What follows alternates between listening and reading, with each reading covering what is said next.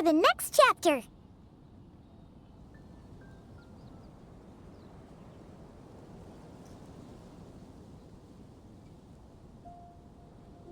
Yeah, I was just about to come find you. Let's see what it says. Now sprout to life the story's seeds, stirred by wind-born melodies. Then on that breeze the music leaves, fading into distant memories. Seek the place where wind and tale entwine, and once there, make 3 riddles into verse, and 3 melodies into song. For in poetry and song will this story start to blossom. Come on! Another riddle? All that talk about wind and melodies? What do you think the answer could be? Oh! Care to elaborate? Wind? Music? Poetry? Tone-deaf bards gotta know the answer. You mean Lord Barbados? Albedo introduced us when I first arrived in Mondstadt. I mean, someone like me was bound to catch his eye sooner or later. It's better that it's out in the open anyway. Now, how should we track him down?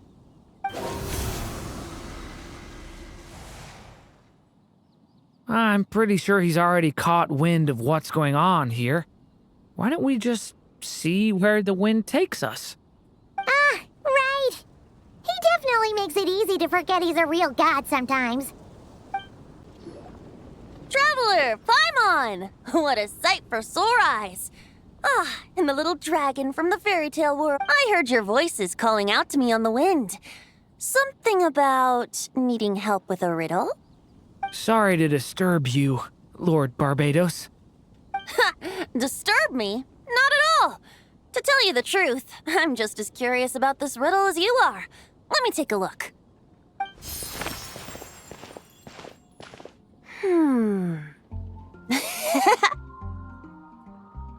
What is it?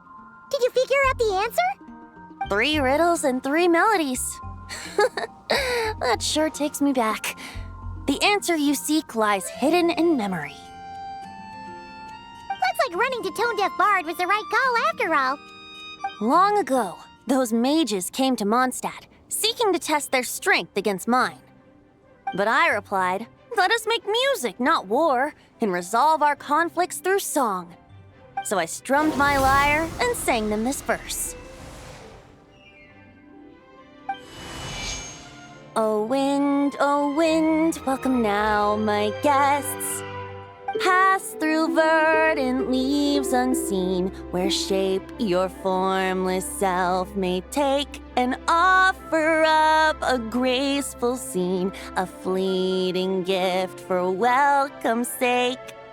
Leap at the edge of a sea of clouds, where land meets sky and sky meets ground. There frighten off the noisy crowds and bring my guests a calm profound.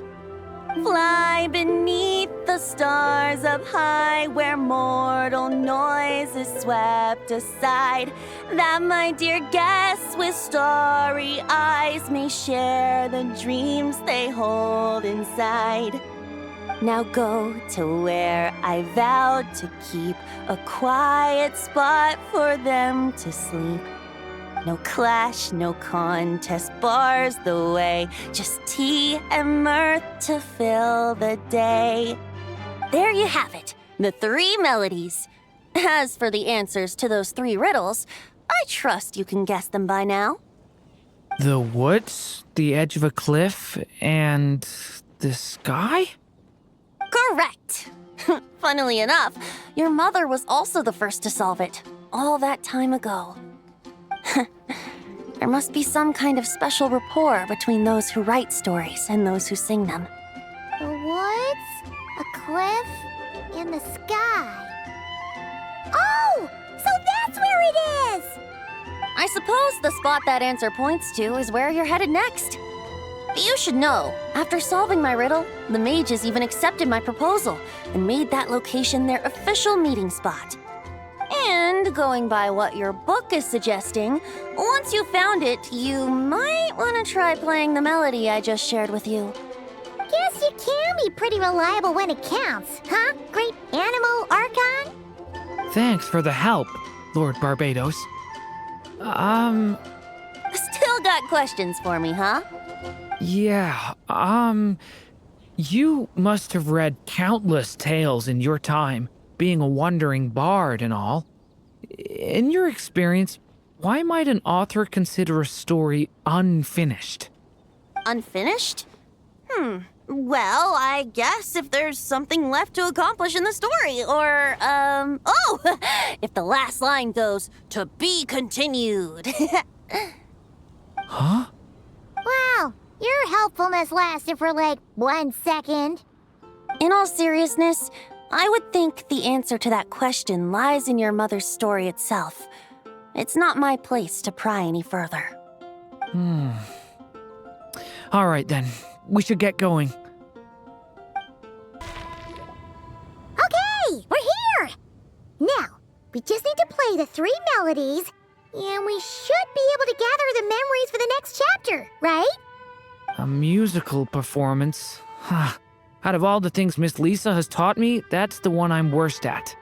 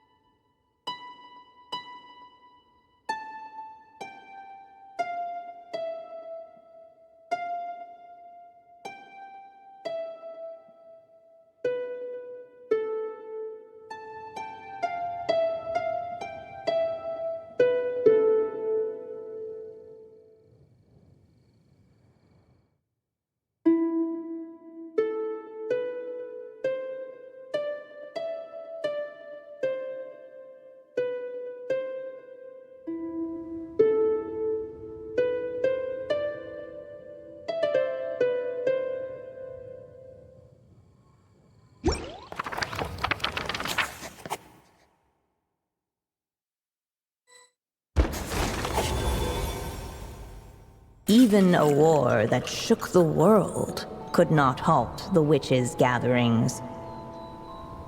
Yet even so, with the passing of time, 3 of their teacups no longer came to be set. The witches did not linger long in sorrow, for the story witch had brought glad tidings of her own.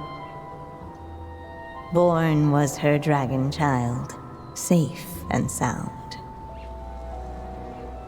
Her fellow witches offered up their blessings, eagerly debating how to celebrate the child's birth.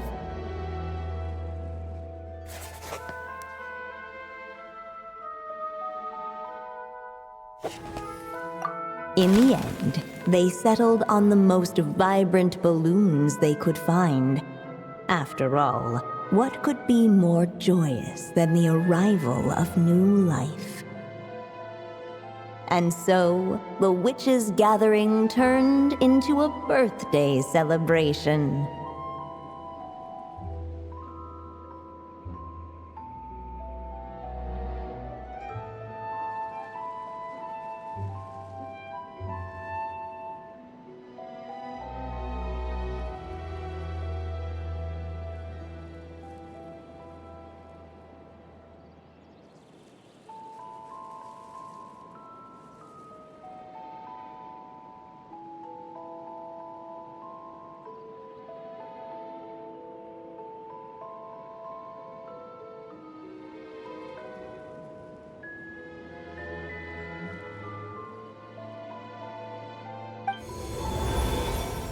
So, we're back in the story world, huh?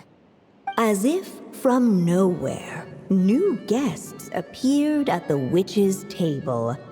Perhaps they too had come to celebrate the dragon child's birthday. Yet while everyone else was busy thinking about what kind of gift to offer, these three seemed to have come empty-handed. Hardly the recipe for a warm welcome to a birthday party, now is it? A gift? Hey, what's this all about? We only just found out this was a party. While the guests voiced their complaints and grievances, perhaps they should have been wondering what kind of gift to give instead. So, we need to bring a gift to advance the story? But where are we supposed to get something like that? Perhaps it would be a good idea to have a look around. Why didn't you just say so?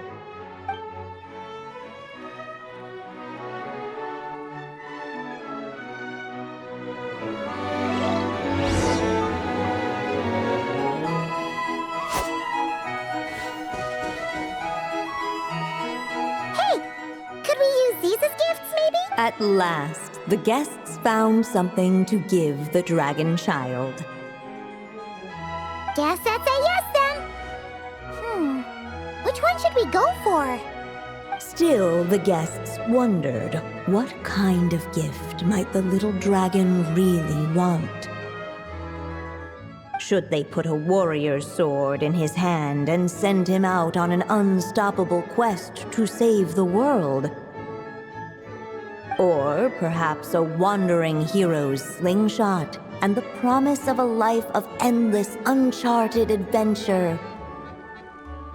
Or maybe even a scholar's tome and the chance to take on all the world's unsolved mysteries. Okay. Wow. Oh yeah! Technically, we're actually picking a gift for you. So, which one would you prefer? You want me to choose? Wow, this feels kinda special. How come? For as long as I can remember, I've spent most of my time living in the stories my mother created. I always thought my mother had everything written out for me already, just like the toy figures in Constellation Metropole. What I wanted to do with my own future. That's something I've never really thought about. What did I want back then? This is the first time I've ever asked myself that question. Sounds like this is the perfect opportunity to answer it then. It's been a while since you left Simulanka, and after everything that's happened, it might be about time to start thinking about your future. Then let me give it some thought.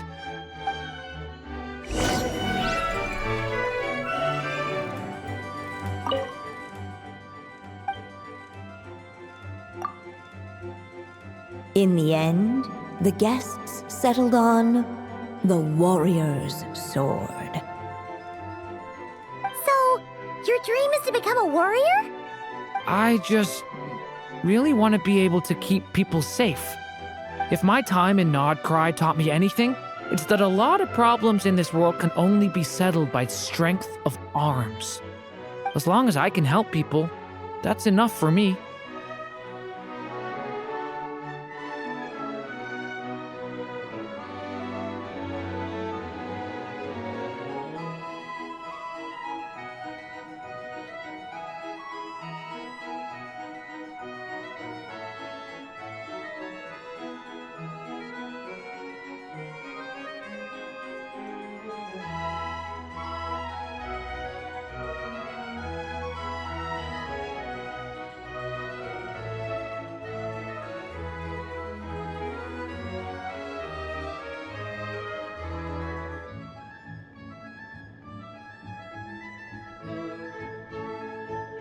Really?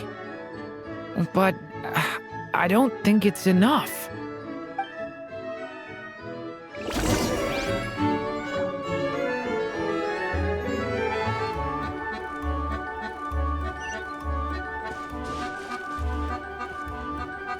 Alright, they should let us in now that we've got a gift, right? Hello there. Brought a gift this time? The newly arrived guest presented his gift, wishing the little dragon a future as an indomitable warrior. Accepting the guest's blessing, the Story Witch invited him and his friends to take their place around the table. Finally, she could introduce them all to her dragon child, telling all in attendance about the moment of his hatching, and of course, the name he'd been given. It was then that the Seer Witch, diviner of the stars, withdrew her gaze from the heavens and turned a sorrowful glance upon the little dragon. You gave him the same name as that evil dragon? That's right. But the life I intend for him shall be very different. What folly to love so blindly. For as you must know, a name is the mirror of destiny itself. He who bears an evil dragon's name must also inherit the fate of its previous owner. His fate has been foretold. Then I'll rewrite it. The witches at the table fell silent, for they knew the Seer Witch's words had never once proven wrong. Yet, just as clearly, they recognized the Story Witch's resolve, for there is scarce a force in this world more fearsome than a mother's love. At last, the Merry Witch stepped forward, dispelling the uneasy silence. So be it. Then we'll all lend a hand. Together, we shall rewrite this child's fate. You mean to defy one of the fundamental rules of this world? I refuse to be shackled by such rules. Besides, this is a witches' gathering, is it not? What could be more fitting a subject for this occasion than to defy them? Oh? Sounds like an interesting experiment. I suppose, were we to succeed in this endeavor, we might bring a touch of wonder to this otherwise dreary sky of stars. The Merry Witch finally talked them all round, just like she had done many times before. Warm and strong as the sun she was, so much so, in fact, that those who her light shined down upon had no choice but to bask in it. And so the witches readied their gifts, 3 marvels of the cosmos. For this child, I shall decipher the ravings of the heavens and lay bare before him the trickery of fate. For this child, I shall leave a formula powerful enough to unravel the very origins of this world, that he may seek another solution for the conundrum of his life. For this child, I shall call upon wondrous magic to make possible his impossible wish. All the Story Witch had was the pen in her hand, yet with the love that flowed from it, she resolved to bring forth a marvel of her own. For this child, I shall leave behind the last story I will ever write, and with it, a path to an ending yet untold. With the witch's blessings given and received, the little dragon's fate at last began to turn. In the midst of the dragon child's birthday celebration, the Seer Witch proclaimed her prophecy. The child had been given the evil dragon's name, and with it, the burden of its fate.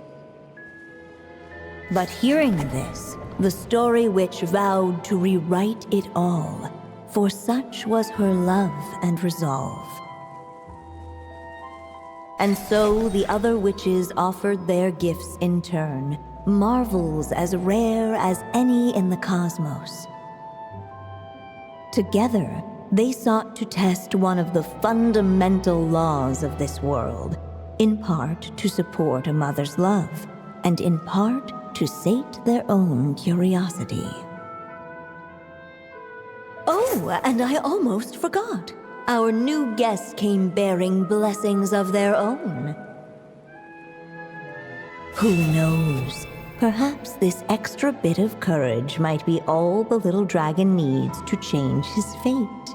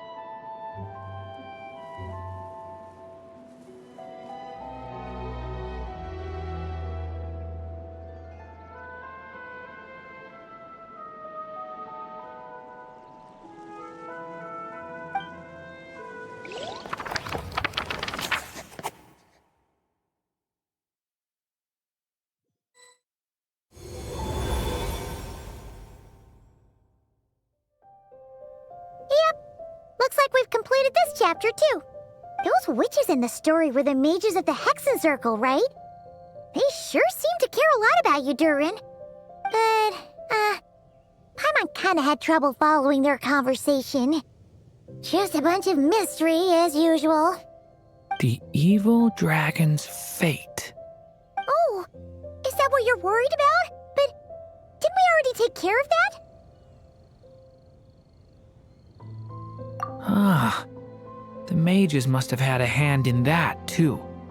Also, I was just thinking, which part of the story are we even meant to be completing? Oh, it feels less like we're filling in the gaps and more like we're adding something new altogether. But we use the ink, right? And the book hasn't given us any more clues, so that must mean our task is complete. At least for now. Yeah, I guess we're doing something right.